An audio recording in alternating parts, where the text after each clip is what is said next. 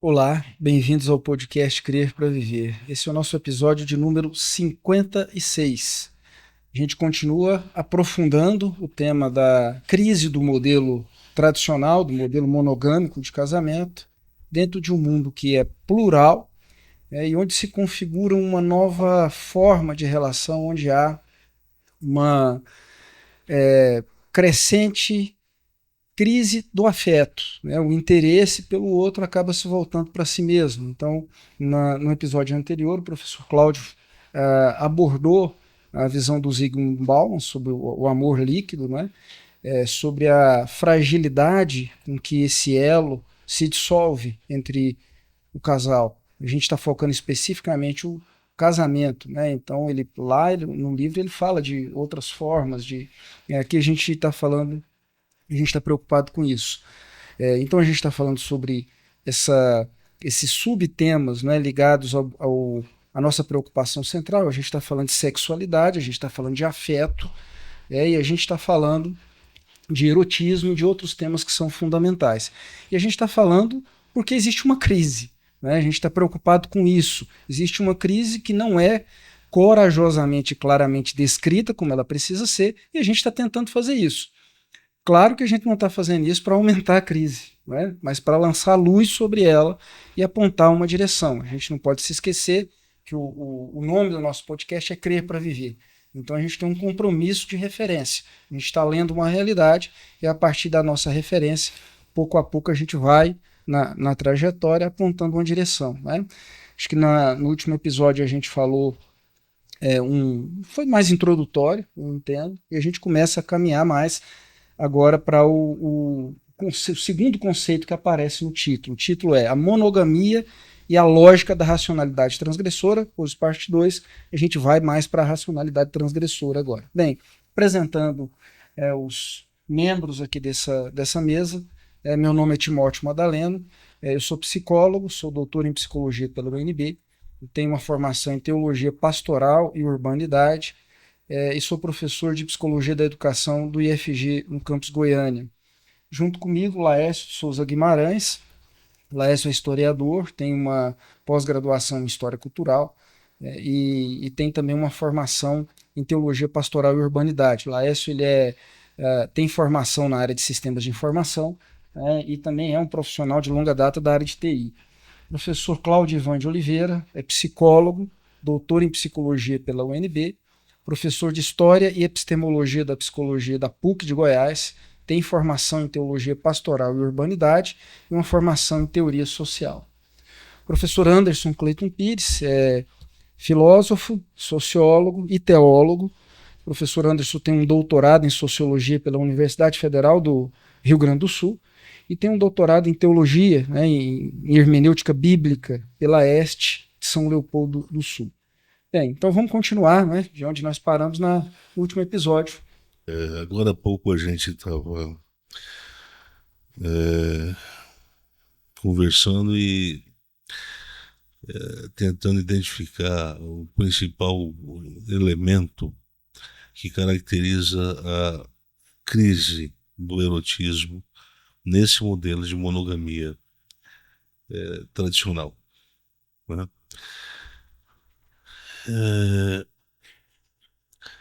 Eu queria voltar um pouquinho.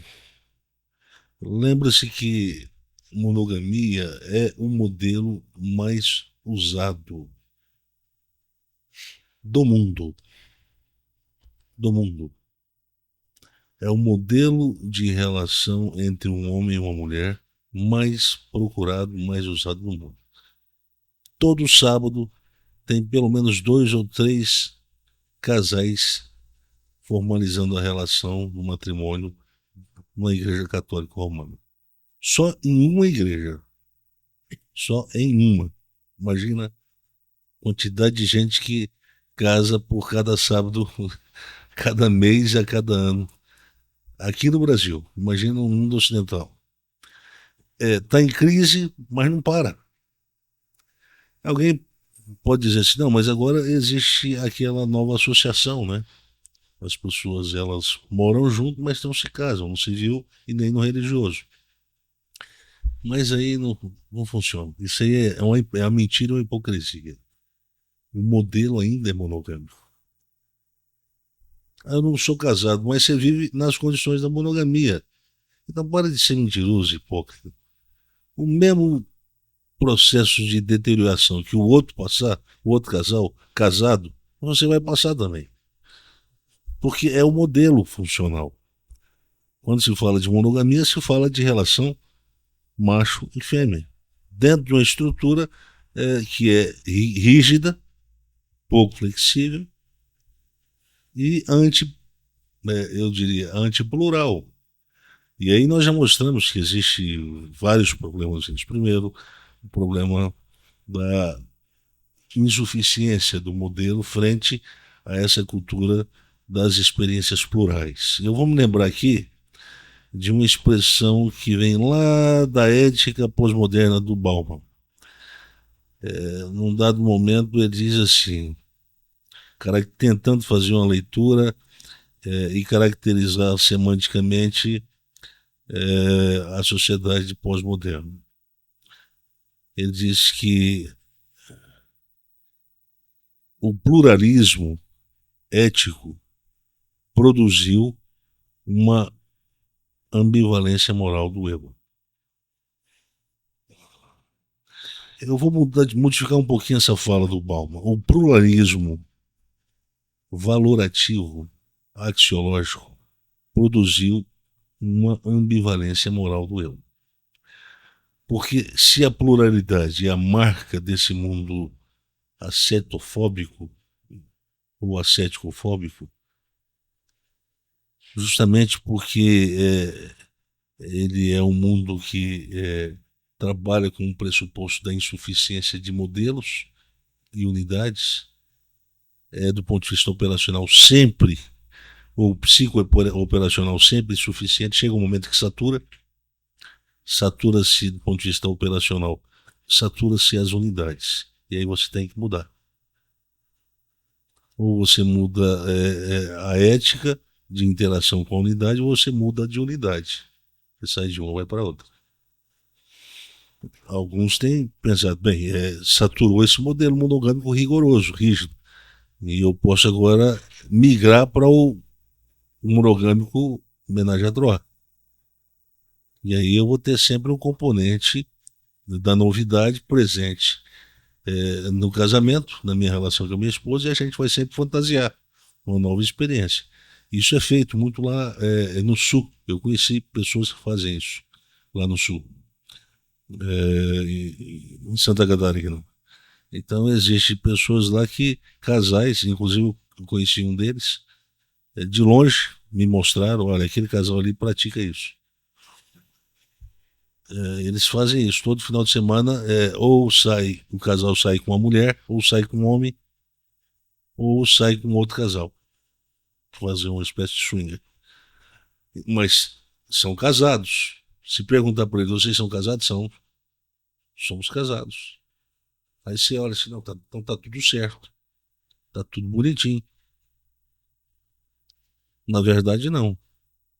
E ele disse, olha, ainda bem que a gente criou esse modelo alternativo, esse viés alternativo, para dessaturar a nossa própria experiência monogâmica. Mas aí o conceito de casal monogâmico ainda pode ser atribuído a esse tipo de casal? Sim, porque a experiência não tira a natureza legal a natureza legal Do núcleo, do núcleo da unidade. da unidade. Ainda continua sendo monogâmico, casado, macho e fêmea. Continua. Então, pelas vias legais, é um casal. Só que praticam, têm experiências que são as experiências para revitalizar a própria monogamia. É assim que eles argumentam. Para deixar de ser monogâmico, o que teria que acontecer então? O que Separação. O que caracteriza o divórcio.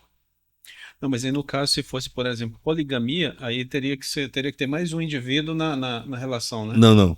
Poligamia, em sociedades patriarcais, não. Em sociedades matriarcais, sim. Em sociedades patriarcais, é um homem com Várias muitas esposas. mulheres. Em sociedades matriarcais, uma mulher com vários homens. Isso é muito raro, bem raro. No mundo ocidental, se ouve muito pouco disso aí. Agora veja bem, nós vamos entrar para o nosso momento, que eu diria que é o momento mais difícil, né, mais complicado, porque se nós vamos falar de uma engenharia da decadência do capital afetivo, e dentro desse capital afetivo entra a relação macho e fêmea no casamento, né? Portanto, nesse casamento se expressa afeto, formas de afeto, né? Ou de desafeto também, né? Então, essas unidades afetivas, e aí nós vamos chamar de casais, os casais, eles passam a ser compreendidos dentro desse modelo apresentado pelo professor Cláudio, ele passa a ser compreendido como subsistema autopoético. Então, o que define é o de mim para mim. O seu é seu, o meu é meu. O tu não se dissolve no eu, e nem o eu se entrega integralmente para o tu. Então, as características devem ser preservadas. Não pode haver mudança no tu em relação por causa de uma demanda produzida pelo eu, e nem do eu em relação a uma demanda produzida pelo tu. Eu não sei, isso é um modelo de monogamia complicada, a que foi produzida pela sociedade pós-tradicional. Deixa eu fazer uma pergunta, que a gente estava falando no episódio anterior do público evangélico, né? E quando você falou aí dessa separação, né? Dessa separação entre uma unidade, mas é uma unidade dividida, né? Dá para fazer algum paralelo com a recomendação inicial, e aí citando a Bíblia, do Gênesis, sobre uma só carne? Pois o Timóteo me fez Ah, essa mesma sugestão, né? uhum, No podcast da semana passada. Eu disse, nós vamos chegar lá. Mas não há comparação. uhum, Por quê? Porque lá a compreensão de unidade é de substancial. O tu se dissolve no eu. uhum. Portanto, se torna indissociável a demanda de um em relação ao outro. Agora, nesse mundo da sociedade pós-tradicional, que o professor Cláudio nos trouxe, a reflexão, já nos trouxe semana passada, com um livro do Anthony Giddens, e agora complementando com o do Bauman, né? Pode falar, professor. Uma pergunta, a análise que o senhor está fazendo aqui, ela desautoriza a interpretação do Giddens sobre as relações puras. O senhor fez uma afirmação, se são marido e esposa são sistemas autopoéticos, não há dissolução do eu no tu, né? E outra coisa que o senhor disse, uma demanda do tu não modifica o eu. Quer dizer, isso entra em choque com a proposta das relações puras do Giddens, à medida em que ele fala, em que ele propõe uma relação de abertura, de escuta para demandas que são comunicadas na interação. Sim, não é? mas naquele livro que o professor apresentou, quando ele fala de democratização dos sentimentos, ali ele propõe aquele fenômeno compreendendo que as gratificações devem ser experiências privatizadas, Sim, separadamente, né? separadamente. Quando elas não são, se abre o leque e a possibilidade do divórcio, Uhum. né? Então, compreendendo por quê? Porque são duas unidades autopoéticas, Sim. né? Que têm os seus mecanismos de autojustificação da ação. Olha, eu não fiz isso porque isso fere o meu princípio A, meu princípio B. É cheio de não me toque, Uhum. né? É um modelo frágil. Agora vai me perguntar, mas esse modelo está na igreja? Tá. Esse modelo está na igreja. Quem é que tem coragem de dizer que não está na igreja? Vamos lembrar do conceito de secularização da verdade, secularização subjetiva, secularização da consciência. E do conceito de destradicionalização. Né? É porque o conceito de tradicionalização eu diria, é um sintoma, né? É um sintoma, é um desdobramento de um fenômeno cultural ocidental mais amplo, né, que acontece lá atrás, que é o processo de secularização, que atinge primeiro a cultura e depois a subjetividade, né? Primeiro a cultura, depois o indivíduo. Então a igreja foi afetada. O modelo de monogamia que também se trabalha na igreja foi afetado. Não do ponto de vista litúrgico, se eles confessam ainda, olha, agora vocês serão uma só carne. Os dois uma só carne. Por isso deixará o pai sua mãe, seu pai, etc.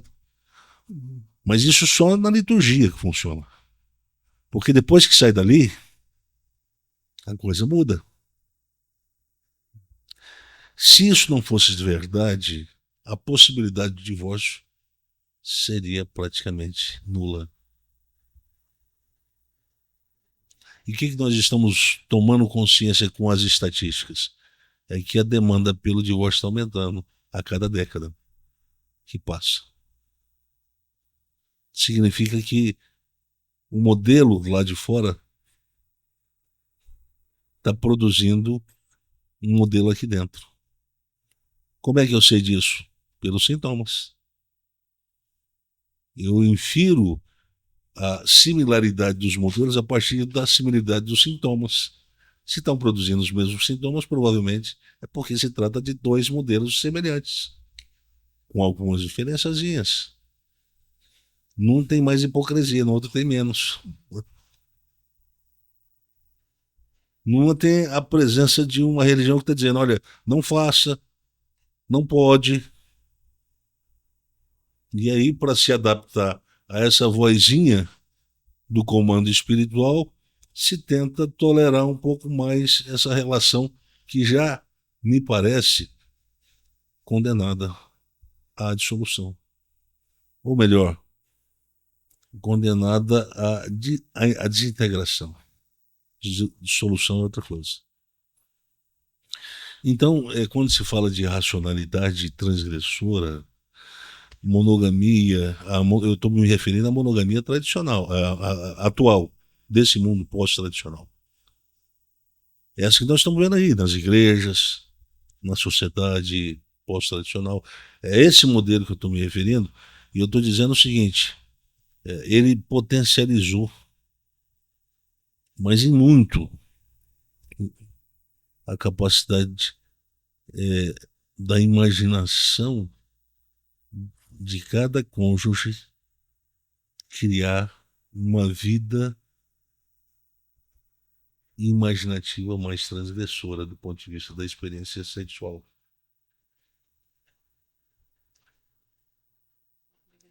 Quando Jesus diz para não olhar com intenção, com desejo cobiçoso, se fala de reflexão, se fala de vida mental. Não desenvolver uma vida mental, em que o pecado seja acomodado como uma coisa permitida, porque não é. Tudo que se cobiça é proibido. Não existe o permitido cobiçável. Existe o proibido cobiçável, mas o permitido não. E não existe algo que seja mais excitativo do que o cobiçável. Nem sempre o desejável tem tanto poder de volúpia, não é tão excitativo quanto a experiência com algo que é proibido. Portanto, isso diz respeito a essa natureza não civilizada, que nós lutamos com ela sempre. Essa dimensão instintiva, que nem sempre nos possibilita a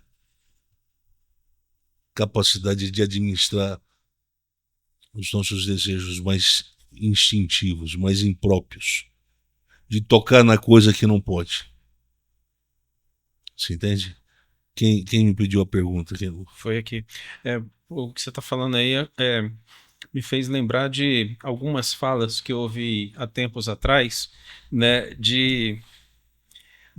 justamente dessa questão da pessoa achar que pelo fato de estar só no mundo imaginário, só no pensamento, ela não está cometendo alguma infração, né? Ela só considera que teve a infração quando isso se torna um ato prático, né? E a cobiça, pelo que você está explicando, ela não precisa desse ato. Na verdade, a prática dela já acontece no mundo imaginativo. É isso, não é? É porque no mundo imaginativo não existe o flagrante da lei. Uhum. Só Deus. Eu acho que boa parte desse público religioso que a gente se refere ainda está muito, eu vou usar uma expressão goiana, né? Bitolado, por uma visão de o que é e não é transgressão, a partir de uma lista de regras objetivas, um tipo de lei. Não se aprendeu a pensar como a gente propôs aqui, a partir de um valor, ou de valores, né, que orientam. Então, a pessoa analisa o ato em si a partir de uma lista de regras. Eu não encostei em ninguém. Então nós temos, professor Cláudio, quer fazer alguma pergunta? Eu estou me lembrando de um comentário do senhor sobre, o senhor disse, uma parcela da monogamia que se torna pós-tradicional, ela consome modelos como swing, né?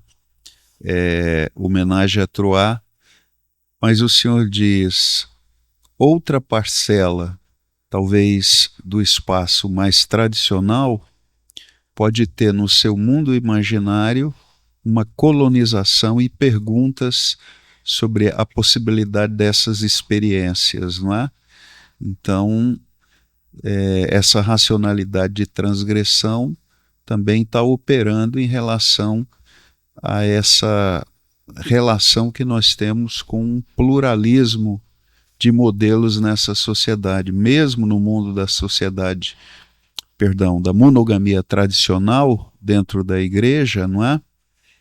Nós vemos casos de pessoas que começam a desenvolver a cobiça por esses modelos transgressores que representam a monogamia pós-tradicional. Quer fazer uma pergunta? Não. Complementar? Não. Eu não sei se eu vou conseguir colocar tudo aí, né? Uhum. Não. Mas veja bem, nós temos aqui um conceito que é um conceito que deve ser compreendido numa perspectiva muito mais macro do que analisar só do ponto de vista religioso. Primeiro, o conceito de secularização pressupõe pluralização.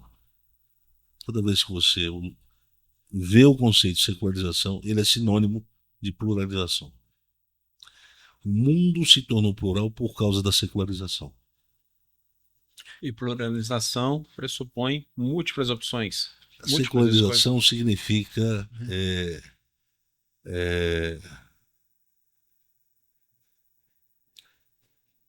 um fato social caracterizado pela oficialização.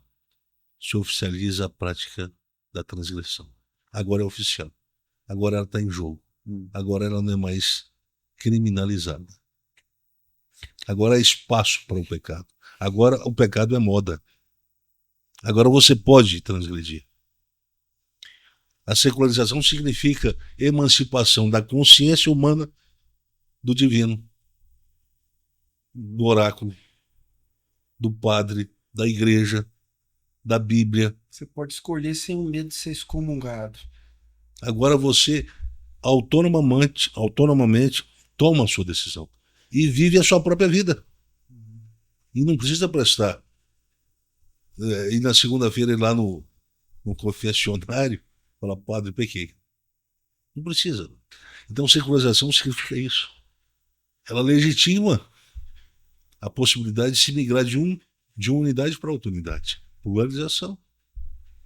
Portanto, se há uma racionalidade transgressora, incipiente, meio que vigiada, estou lembrando aqui da expressão do livro do Foucault, né? Vigiar e punir, não tem nada a ver com o que a gente está falando aqui.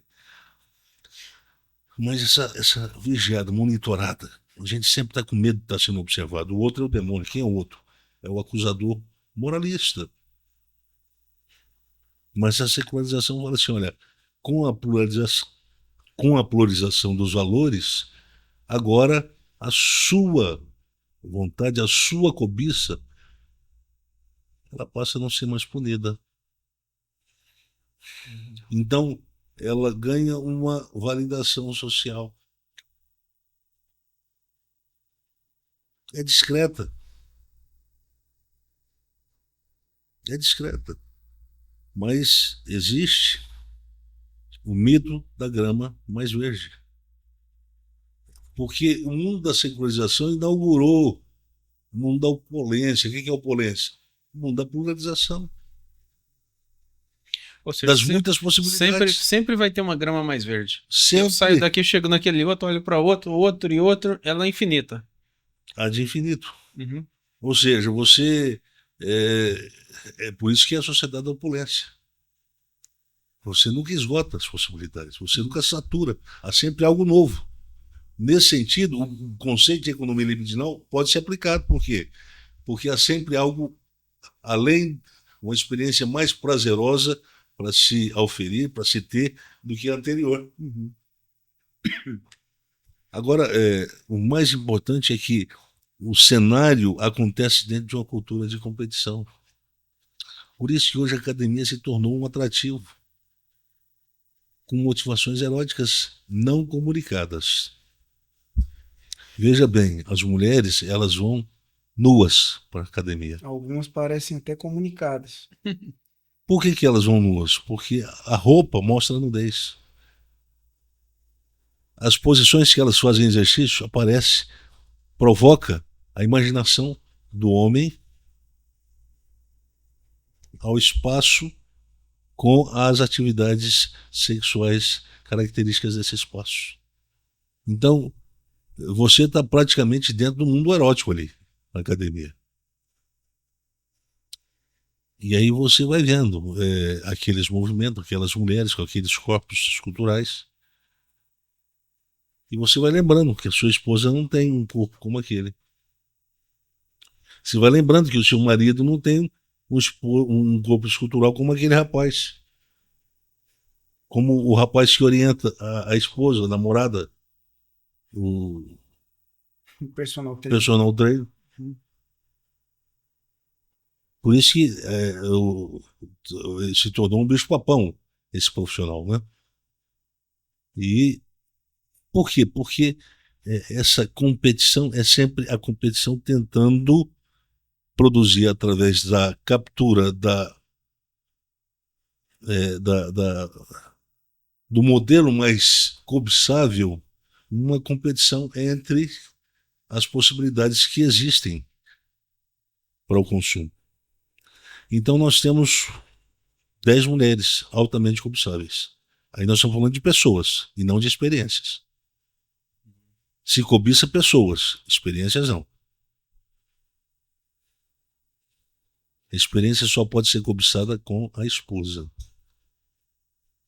Só com a esposa que se cobiça a experiência. Por isso que só a monogamia pensada corretamente, de forma saudável, pode produzir a melhor qualidade de sexo. Esse é onde a gente quer chegar, lá na frente. É aí que nós queremos chegar. Mas antes de chegar aí, a gente tem que falar dos problemas, dos entraves, das dificuldades que estão presentes na cultura da sociedade pós-tradicional. Professor, quando o senhor diz que se cobiça pessoas, se está falando de predicados dessas pessoas? Corporais, né? Corporais. Porque eu estou me lembrando do insustentabilidade da vida humana no mundo sem fé. Não é?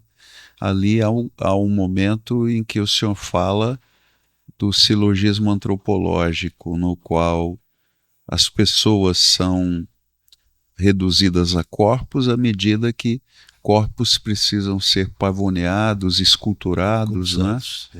E cobiçados, e passam a habitar o nosso mundo imaginário. Exatamente. Isso. Então, pessoas, na verdade, há uma diferença entre pessoas e corpos, né? Mas, na verdade, os corpos são entidades físicas que pertencem a pessoas. Então, na verdade, são pessoas que são cobiçáveis, né? Então, é a morena, é a loira, é a japonesa, é a ruiva, né? Então, cada qual. Mas o corpo é parte da identidade da pessoa. Por isso que eu falei pessoa, né? Mas considerando que há uma separação entre pessoa e corpos. Todos os rapazes que se apaixonam por uma mulher não se apaixonam primeiro pela pessoa, mas pela beleza. Eu me lembro da novela, né? O Moisés e os Dez Mandamentos, né? A segunda captura do Ramsés, que ele foi atrás para casar, era uma menina era filha de um sacerdote muito bonito. Ela era muito bonita, mas quando ela começava a conversar, acabou. Manda isso embora, não dá não. Ela conversava de uma forma muito feia e não parava. Se você deixar uma hora, ela não parava. Aí ficava irritando todo mundo. Quer dizer, ela era uma pessoa irritável, mas uma pessoa com um corpo belíssimo. Então, boa parte dos homens, dos rapazes que decidem casar, eles pecam porque acham que pessoa e corpo é a mesma coisa. São entidades diferentes, né? Bem, vocês têm alguma pergunta que até agora seja necessário, pode ser feita para a gente avançar? Não, eu só quero frisar essa questão dessa heurística aí que você citou para A diferença? Não, essa questão do foco. O foco na experiência, do foco na pessoa. Que a gente tratou no episódio passado, né? Que você citou agora de novo, né? Ou seja, uma heurística para um sucesso da qualidade da relação sexual com a esposa, marido. A gente falou, você citou, não sei qual palavra você usou, da incompetência, né? Essa aí é para a gente alcançar a competência, né? Exatamente. Colocar o foco no lugar correto. Exatamente. Eu falei que a principal variável cultural do mundo ascético-fóbico é o fenômeno da transição da suficiência afetiva para a engenharia da incompetência erótica. Por que não se tem incompetência erótica? O que é a experiência da sexualidade esquizoide? É você cobiçando o quê? Pessoas. A pessoa. Né? É a mulher A, a mulher B, a mulher C. É o homem A, o homem B, o homem C. É ali que você leva pessoas para o seu imaginário. Com a sua esposa, se a experiência for boa, você vai querer a outra. E vai querer dar continuidade. Mas a experiência tem que ser boa. Para produzir a cultura do desejo, do querer mais. Isso promove uma capacitação, né? Porque, ou seja, eu vou ter que trabalhar a experiência, né? Vou ter que, igual o Timóteo citou no momento passado, vou me interessar, vou procurar meios de tornar essa experiência mais agradável. Ao invés de eu ser incompetente, já que eu sou incompetente, falho aqui, vou procurar aquela pessoa. Não, agora já não está dando mais certo, vou procurar outra. E continuo incompetente. E o momento, ele tende a ser mais extenso e os elementos presentes no rito do sexo tendem a ser mais variados. Portanto, a qualidade do ato sexual pode ser muito mais interessante, de melhor qualidade. Por isso que eu disse que a monogamia bem pensada, ela é a melhor forma de experiência sexual. Não tem outra melhor. Por quê? Porque se pensa, se raciocina possibilidades. Né? Então, é a questão de melhorar a qualidade, as possibilidades de se intensificar cada vez mais. E nesse caso aí, o que a gente pode dizer do afeto? Porque eu estou entendendo que para melhorar essa qualidade precisa ter afeto. Né? Precisa ter uma promoção aí. E no outro que você foca em pessoas, você está focando em corpo. Você está focando numa questão mais mecânica. Eu estou compreendendo aqui que o afeto faz parte do capital erótico. Faz parte do capital. Quer dizer, é uma variante do erotismo. Por quê? Porque a esposa, você não está indo com a amante ou com uma pessoa desconhecida, é a esposa. Então, já preexiste o afeto. Né? E a tendência é ele se elastificar, o afeto pela esposa, o afeto pelo esposo. E isso afeta diretamente a qualidade de relacionamento deles no cotidiano. A cultura da briga tende a ser despotenciada. Por quê? Porque a possibilidade de ter uma nova experiência à noite, eu não posso desperdiçar com a briga. Uma desavençazinha, não. A briga atrapalha a experiência, né? Exatamente. É um jogo de interesse aí. E foi isso que eu comuniquei naquele seminário que a gente teve lá atrás. A qualidade de vida sexual do casal pode determinar a qualidade de convivência entre os dois. Mas tudo começa ali. Se me perguntou o que é a base do casamento, é a sexualidade. Aí veio alguém e falou assim: não, é Deus. Deixa Deus de fora disso aí. Espiritualizar tudo, isso é complicado, sabe?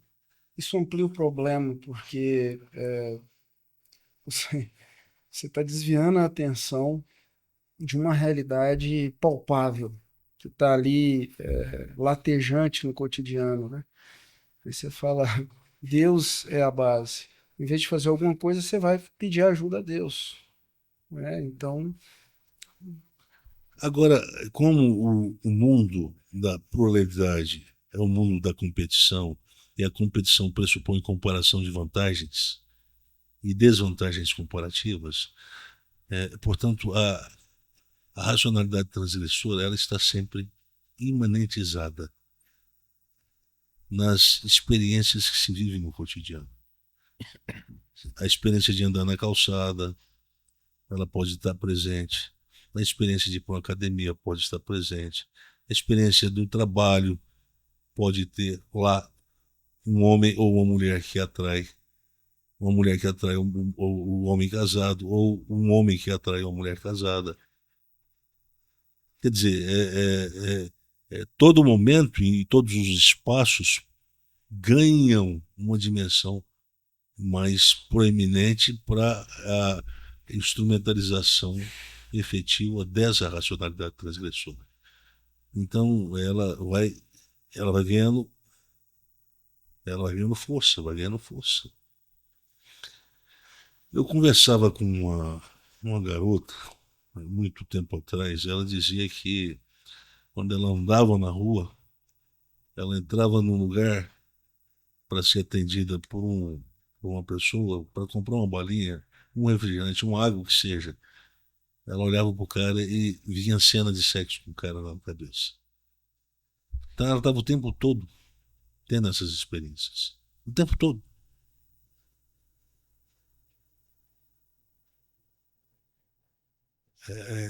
Quando se fala de transgressividade, se fala de naturalização do instintivo ou do instintual. No mundo da natureza, não existe a Bíblia, o mandamento, a lei, o proibitivo. Não existe isso. No mundo da natureza, não. Agora, no mundo da civilização, sim. Se no mundo da civilização o psiquecno se torna dispositivos de modelação de uma moral civil, significa que isso só existe porque a transgressão é uma possibilidade iminente. Ela pode nascer do nada, por um fiat, de uma experiência casuística, sem propósito. Uma olhada um pouco mais demorada para um homem, para o corpo, para a região mais proibida do corpo masculino. E o mesmo se referindo também ao corpo da mulher. Uma olhada diferente. A possibilidade, a cobiça é isso, é quando você destranca uma porta com a intenção de abrir a porta. Então, quando você destranca a porta, não é que você ainda não transgrediu, você já transgrediu. Porque a transgressão começa na interioridade, na intenção, na intencionalidade. Olhar com desejo cobiçoso. É o mesmo que se referir à intenção. Portanto, é um problema de natureza subjetiva e não de natureza objetiva. O judeu pensava diferente. Tem que flagrar ali, ó, corpo no corpo. Com nudez, aí você flagra, tira para fora, apedreja até a morte. Jesus diz, não. O problema é mais complicado, porque a natureza pecaminosa, o que ela bichou, é algo aí dentro de vocês. É a consciência que não consegue ser domesticada. É a consciência que não consegue ser controlada por nada e por ninguém. A razão pela qual nós, até da liberdade, nós transformamos a liberdade na libertinagem. Libertinagem é uma reconfiguração semântica de um conceito sadio. Liberdade. Aí a gente cria libertinagem para dizer, olha, isso aqui é a verdadeira liberdade, experiência com a liberdade. É quando você olha para um cenário e fala assim, ó, é ilimitado. Viver sem limite, sem fronteira. Faça o que você quiser. Aí você pensa, opa, isso é liberdade? É. Fazer tudo que eu quero? É. Mas quando você faz tudo que você quer, então você não está mais no mundo civilizado. Você voltou para o mundo natural, o mundo da instintividade. Porque ali não tem placas bons. Mas também não tem mais o pecado. Porque não existe placa lá. O que existe é só o desejo. Nem a cobiça existe lá. Porque você pode pegar qualquer uma. Porque ninguém é dono de ninguém. Não já existe um programa desse? Como é que é o nome do programa aí que tem aí na internet? Ninguém é de ninguém?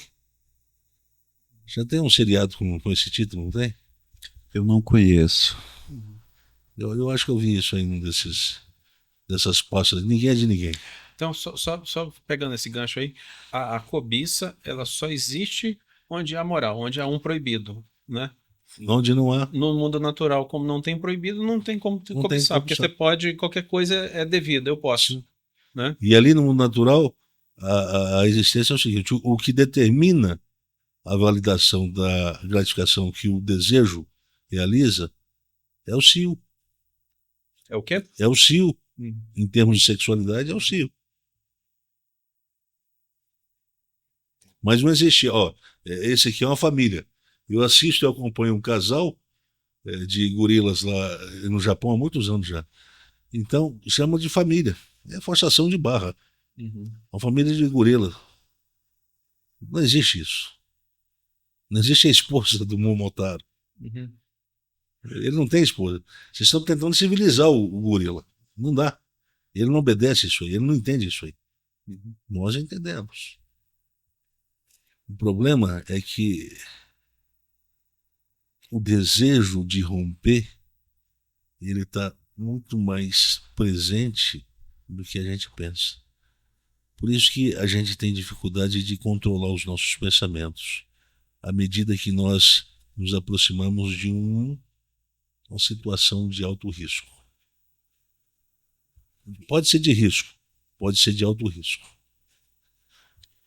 À medida que você abre uma possibilidade, uma porta, à medida que você chega para a mulher casada, chega para um amigo de trabalho e resolve, fala assim, vamos almoçar junto para a gente conversar, se abre a possibilidade. A possibilidade de transitar na esfera do proibido. Da conversa do trabalho, migra-se para uma conversa que não tem nada a ver com o trabalho. Tenta-se estabelecer uma intimidade dentro do espaço de experiência profissional. E aí começa, então, a aparecer a volúpia da racionalidade transgressora. Isso já é feito com intenção, né? Porque no pedido lá, vamos almoçar, já havia uma intenção aí por trás, já tinha destrancado a porta, agora, né? Deixa eu só lembrar do título do episódio. O senhor está falando da lógica da racionalidade transgressora. É isso Tem aí. uma lógica. Lógica. Uhum. É uma coisa, tem um planejamento, a intencionalidade tá, quando você abre a porta, que o senhor abriu, já começou a transgressão. Quem não quer transgredir não abre a porta. Não dá a destranca, volta. né? Não destranca. É, Não destranca. É. uma A gente lógica. chama lá a gente não, o pessoal no Rio Grande chama isso de chavear e de chavear. Uhum. Né? Se chaveou é porque tá com medo. Uhum. É. Se chaveou já tá com intenção. Né? Então, Uma- essa coisa, chega aquela amiga de uma amiga, não, eu quero te apresentar uma amiga, ela está passando por conflito no casamento, ela queria conversar. A racionalidade transgressora está lá. E aí? Você quer me ajuda? Eu te ajudo. Vamos lá. A menina está precisando. Não, o rapaz está precisando, ele está sofrendo. Está tendo dificuldade no trabalho, ajuda, orienta ele. E aí começa. Papo lá, papo cá. O marido está insatisfeito com o desempenho sexual da mulher. A mulher está insatisfeita com o desempenho sexual do marido. Aí as oportunidades vão surgindo. O glamour da transgressividade passa a ser observado como uma possibilidade natural da vida contemporânea. Afinal de contas, é plural o mundo moderno. Por que a gente vai se penalizar tanto, sendo que esse mundo da civilidade hoje é um mundo das possibilidades? E sempre as possibilidades que sugerem hedonização das experiências cotidianas. É preciso dar folga para o eu. Ele vive o tempo todo cercado de obrigações, de obrigações, de obrigações. Então, relaxa. E qual é a forma de se relaxar? O mundo das obrigações é de chavear a porta. Eu me lembro da análise do filme Pontes de Madison, não é? Que ali com o Clint Eastwood é um momento em que ele é um outsider, alguém que vem de fora, não é? E ele encontra a mulher que está em casa quando a família saiu, o marido saiu. É muito óbvio ali naquele momento que a reação dela é uma reação de quem não deixou a porta trancada, não é? Acho que esse filme caracteriza muito bem o que o senhor está dizendo. Se alguém assistir esse filme... da racionalidade transgressora. Um filme da década de 90, eu lembro. Então tudo começa com a experiência da comparação, competição, e essa analogia produz o interesse em compensar as experiências que foram descompensadas. Ou a sobrevivência, né? A genialidade. Se eu posso dizer que houve genialidade do Freud, a genialidade dele foi ter percebido que o ego, ele é um sobrevivente que busca o tempo todo sobreviver num mundo de nãos. O tempo todo. Mundo de nãos, de negativos. Mundo dominado pela arbitrariedade de uma perseguição do negativo. O Freud, concordando com Marx, diz: olha, tudo isso acaba quando a gente criar um mundo em que a negação possa ser negada. A negação do negativo.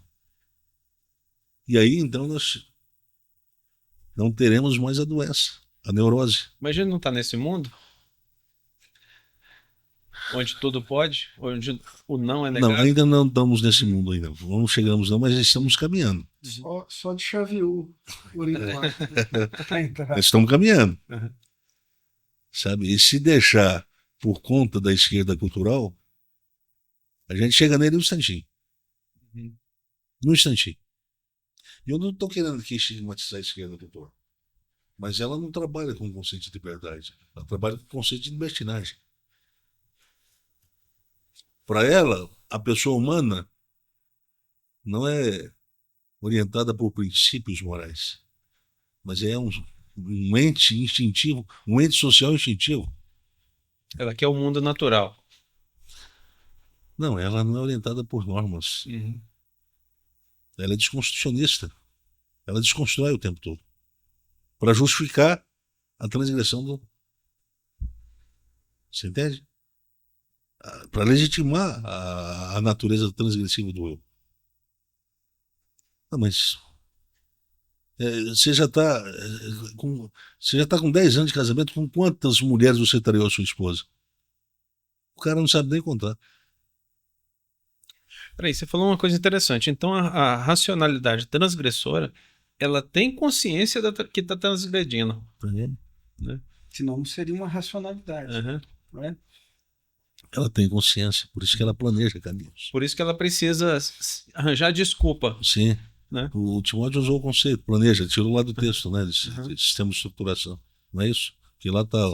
A racionalidade é isso, a racionalidade é planejamento. Lógica é planejamento. É partir sempre do princípio que a ação ela é livre, consciente, intencional.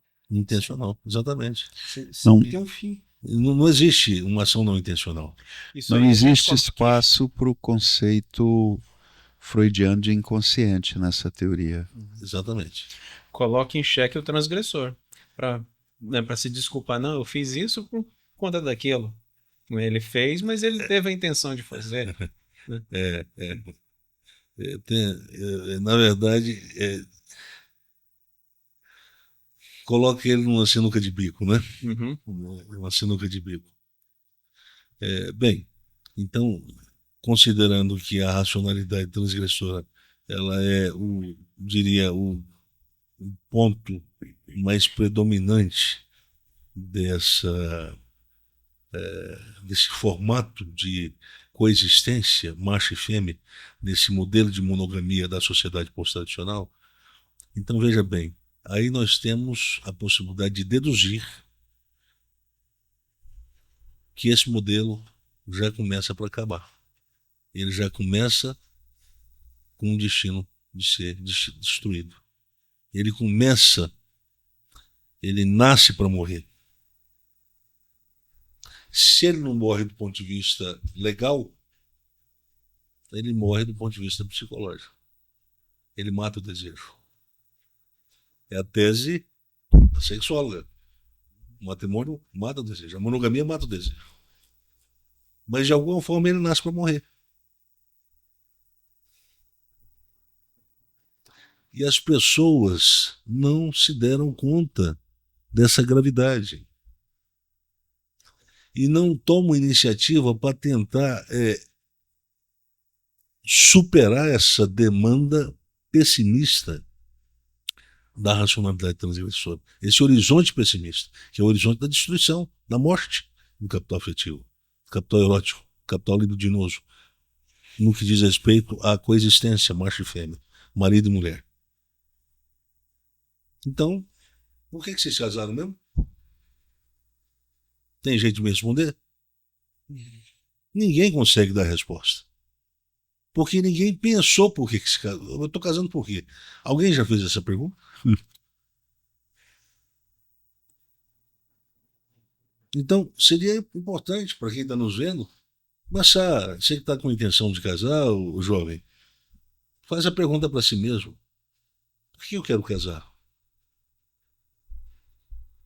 Por que o Ramires quer casar? Uhum.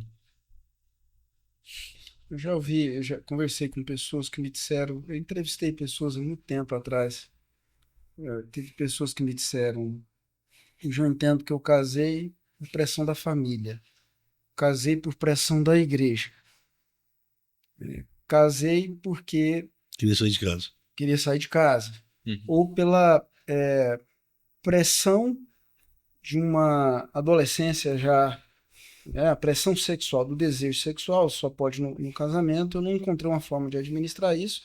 Então o cara tem 18 anos de idade, tem que casar. Porque acaba envolvendo a pressão tanto da igreja como da família também. Casei para ter um filho. Casei para ter filhos. Mas eu ouvi isso de um presbítero de uma igreja reformada aqui dessa cidade. Falei assim, eu estava Olha aquela experiência que eles dizem lá, eu estava. Como é que é o nome lá? Abrasado. Abrasado. Ele falou, eu estava abrasado, irmãozinho. Ele falou, irmãozinho ainda, hein? Estava abrasado, irmãozinho. Aí eu tive que casar. Eu tive a notícia dele agora. Abrasado, tive eu a não tinha notícia ouvido dele agora. essa expressão, não. Há um tempo atrás eu tive a notícia dele. Uhum. Aí eu tô divorciado agora, irmãozinho. Acabou a brasa. Acabou a brasa. Acabou, virou carvão. Acabou a brasa. Abrasador por causa do Sim. Paulo, da tradução do Paulo lá. Ah, eu não conhecia essa expressão. Então, esse problema todo é um problema de natureza sistêmica, atinge a todos. Não tem como falar assim, olha, esse não está fora de possibilidade, esse não. É o seguinte, é um modelo. Quem entrar vai quebrar. Nosso problema é o modelo de casamento. É o modelo de coexistência macho e fêmea. Esse é o nosso problema. É o modelo Zé Buscapé. É o modelo Zé Buscapé, né? A mulher está o tempo todo querendo matar o cara. E ele tá lá. Ele fala, a gente não entende nada. Essa mulher desgraçada que me enche o saco. Pois é, desse jeito. Então, na O verdade. pessoal não conhece esse desenho, não. É um desenho antigo, viu? Zé Buscapé. Zé Buscapé, O que exato. você acha? É isso aí. Seria bom os casais assistirem esse desenho, vai ajudar bastante, né? Mas então nós estamos vivendo num mundo em que o modelo de interação é um modelo baseado no princípio da intolerância. Por que é da intolerância? Porque as experiências da relação estão fadadas a se saturarem muito rapidamente. A experiência do desejo está fadada a se saturar rapidamente. Então, começa a vida a dois. Menos de um ano, o cara já não está procurando mais a mulher para a relação sexual. Menos de um ano, a mulher já está reclamando, você quer sexo demais. Assim não dá. Vamos fazer uma vez a cada 15 dias, tá bom, rapaz. Por quê? Porque para ela não há desejo na experiência sexual.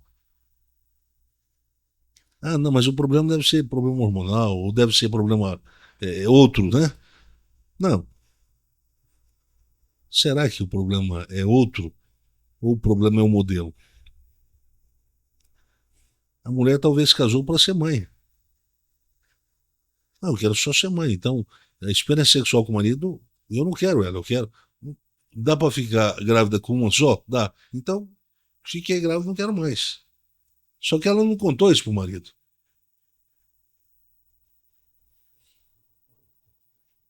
Aí o marido vai querer mais. Fala assim, não, tá difícil, o casamento tá difícil. Eu já orientei várias mulheres com esse problema. Eu não sei se eu posso dizer pelo menos dezenas, centenas não, mas dezenas já. Mais de uma dezena. Ou de 2 dezenas. E já também orientei vários homens, vários maridos. Porque, não, 2 por semana já tá bom. 2 encontros na cama por semana já tá bom.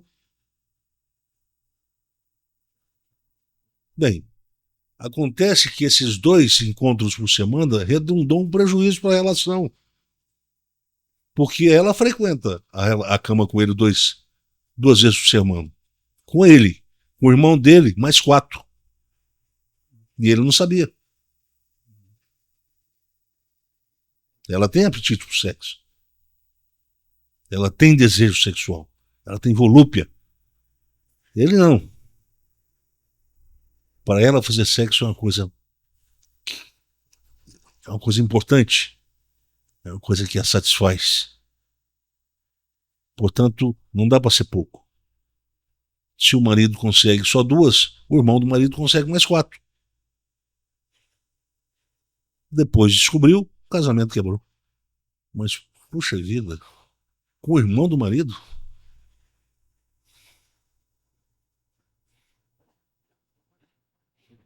Complicado. Isso não foi só com uma mulher que eu aconselhei. Houve outras. Enquanto o marido estava viajando, ela estava se achando poderosa. por estar sendo cortejada sexualmente pelos irmãos do marido.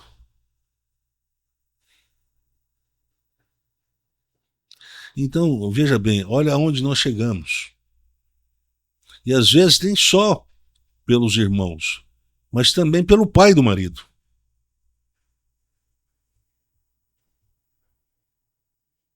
Ou pela mãe da esposa. Ou eu não estou falando de casais que não frequentam a igreja, é de gente que é de igreja. Essa é a realidade. E nós vamos falar o quê? É o fim do mundo? É o fim dos tempos? Não. É o defeito do modelo. Se a gente não consertar isso aí, vai matar todo mundo. Vai acabar esse negócio de casamento no mundo. Tanto para quem frequenta a religião, quanto para quem não frequenta a religião. Não adianta falar assim, não, eu não vou casar não, vou só morar junto. Não adianta. Se tem ou não a benção do padre, se passou ou não pelo cartório, não interessa. Se está no modelo monogâmico, vai bichar. Vai quebrar.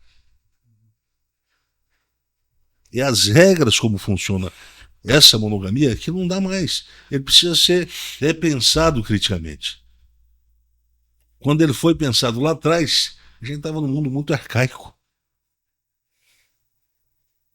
Um mundo que era possível haver um maior grau de renúncia. Hoje não. O grau de renúncia hoje é quase zero. Ninguém quer renunciar. Por isso, se trata de um mundo ascetofóbico ou asceticofóbico. Grau de renúncia quase zero. Ninguém quer levar mais cruz. Tome a sua cruz. Que cruz? Não, se for para ter cruz, não.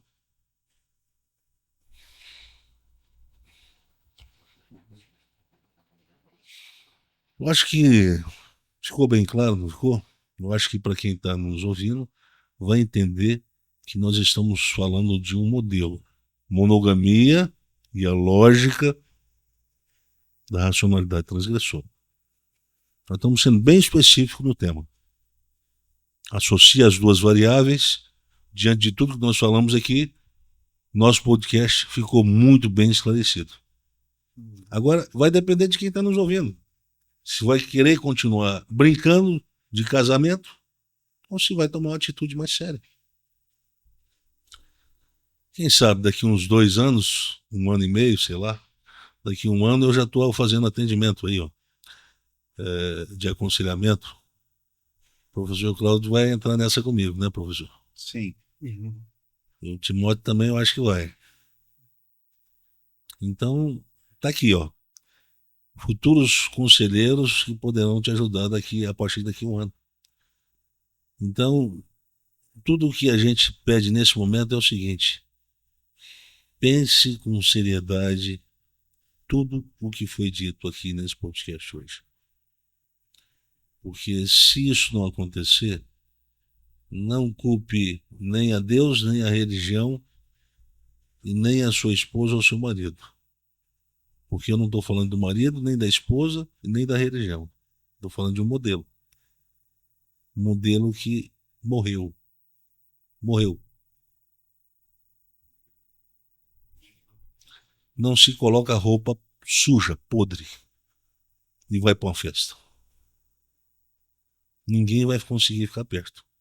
Você não vai conseguir fazer nada com vestido de roupa suja e podre, fedido. Fedida, né? Bem, eu vou me deter por aqui. Queria saber se há perguntas. Eu escutei o senhor tratar desse tema muitas vezes, mas elaborado dessa forma, tocando com essa elaboração, foi em 2020, no webinar que a gente fez, desafios à relação, na câmara.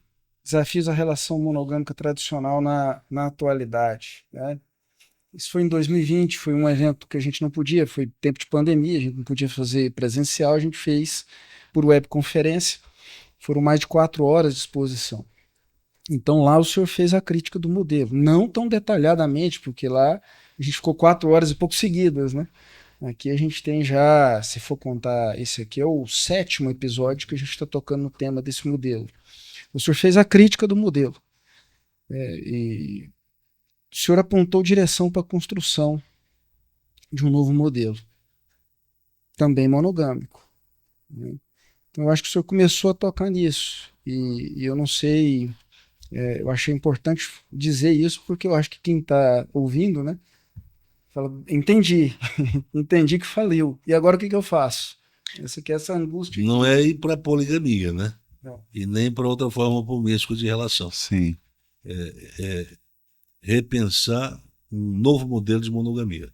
Eu gosto de avaliar muito assim os caminhos, né? Eu citei a palavra de heurística, caminho. Eu vou enumerar duas, né, que para mim tiveram grande efeito aqui. Uma é o foco, né? Considerar onde você vai colocar o foco, ou na experiência ou nas pessoas, né? Então, nós aprendemos que tem que colocar o foco na experiência, né? E a outra que foi mencionada, se tratando da esposa. da esposa, é a experiência Da sexual com a esposa. A gente está falando disso, né? Marido. Marido, tô pensando só eu tô pensando só do meu ponto de vista. Tadinho do homem, né? Tem que incluir ele. Tem que Incluir ele também. Né? E a outra é o seguinte: não destranca a porta, entendeu? Destrancou a porta, você está manifestando a intenção ali de jogar a vaca pro brejo, entendeu? Racionalidade transgressora. Então, tomar cuidado com essa racionalidade transgressora, porque isso aí só piora tudo, que às vezes pode estar ruim, mas isso aí vai piorar muito mais. Esplêndida participação do Laércio. Belíssimo desfecho. Resumiu bem. Então, da minha parte, deu. Sim. Acho que a gente cumpriu o objetivo, a gente já vem há algum tempo criticando esse modelo. A gente cumpriu o objetivo hoje de fechar essa crítica, ou a gente vai ter um pouco mais disso aí? Tem muita coisa ainda. Ainda na crítica do modelo. Do modelo ainda. Sim. Ok, então, considerando que quem nos ouviu até aqui entendeu o tamanho do problema, a complexidade do problema e a complexidade da nossa tarefa aqui, né?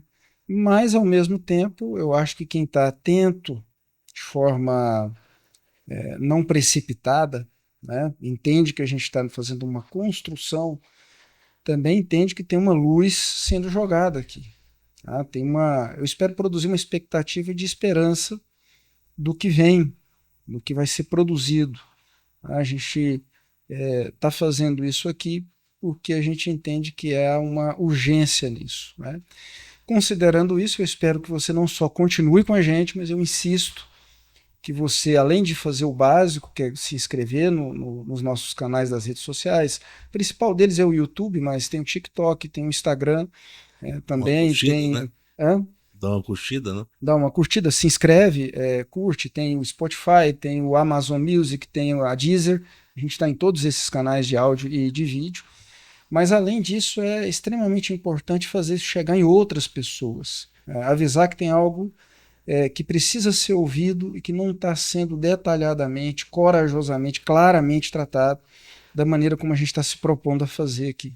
Então, eu conto com vocês para multiplicar isso, porque o problema ele é amplo e ele é grande. Então, a gente precisa fazer chegar no máximo de pessoas possível, né?